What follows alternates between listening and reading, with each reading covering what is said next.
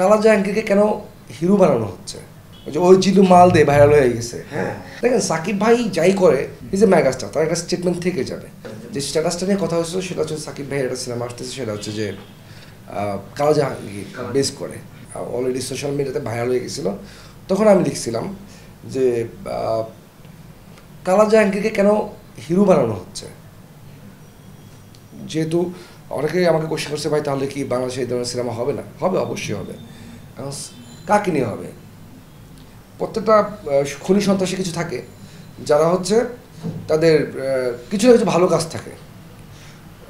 প্রত্যেকটা কিছু খুনি থাকে যেটা হচ্ছে যার রিজনে খুনি হয়, কিছু খুনি থাকে যে কিছু গুন্ডা মাস্তান থাকে যারা হচ্ছে তার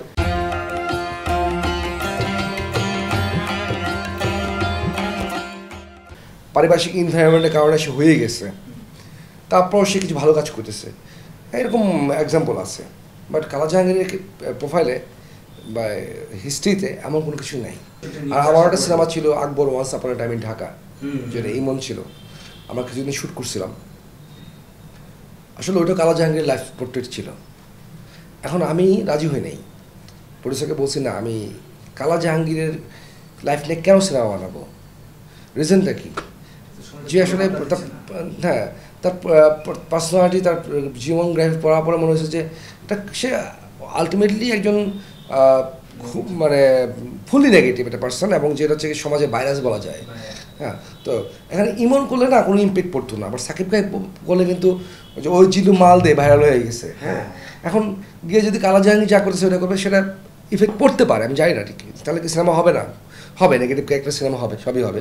বাট আমি আমার অপিনিয়নের জায়গা থেকে বলছি, আমি হলে কী করতাম। আমি আমার প্রযোজকের জন্য বললাম যে ভাই আমি যেহেতু বায়োগ্রাফি বানাবো না, একেবারে না, কালা জাহাঙ্গীরের লাইফ নিয়ে আমি বায়োগ্রাফি বানাবো না, সেক্ষেত্রে আমি ড্রামা বানাবো। তো ড্রামাটা কেন আমি কালা জাহাঙ্গীর নাম রাখবো? সেক্ষেত্রে বেটার হচ্ছে কি আমরা অন্য একটা পোর্ট্রেট করি, একটা ক্যারেক্টারকে শেড রাখি, যে হিস্ট্রিটা 1990 সাল থেকে 2004 পর্যন্ত যে গ্যাং কালচারটা ছিল বাংলাদেশে, এই গ্যাং কালচারটাকে একটা হিস্ট্রি আকারে আমরা তুলে ধরবো।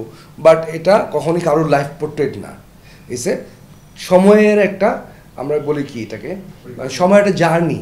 আমাদের দেশে এই গ্যাং কালচারটা কেমন ছিল, কীভাবে সেটা আবির্ভাব করছে, কীভাবে রাইজ করছে, কীভাবে তারা পলিটিক্যাল চিত্রগুলো পলিটিক্স থেকে শুরু করে সমাজে কীভাবে ইম্প্যাক্ট ফেলছে, আমাদের রাজনীতিতে কীভাবে ইম্প্যাক্ট ফেলছে, আমাদের পলিটিশিয়ানে কীভাবে তাদেরকে ইউজ করছে, পলিটিশিয়ানরা কীভাবে তাদের দ্বারা ইউজ হচ্ছে, ওই পোর্ট্রেটগুলো আসবে।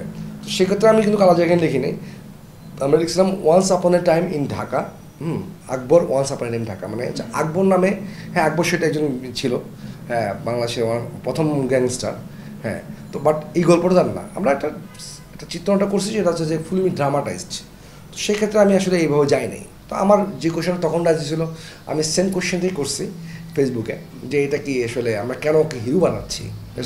দেখেন সাকিব ভাই যাই করে তার একটা স্টেটমেন্ট থেকে যাবে, ইজ এ মেগাস্টার, তার একটা স্টেটমেন্ট থেকে যাবে। তো সেই জায়গা থেকে আমার মনে হচ্ছিলো যে আমি একটা কোয়েশনটা করি, যদি কোয়েশন রাইজ হয়, যদি বেটা কিছু হয় হলো, এবং দেখলাম পরবর্তীতে পরিচালক এবং অনেকেই ক্লিয়ার করছেন ব্যাপারটা এরকম না, বায়োগ্রাফি না।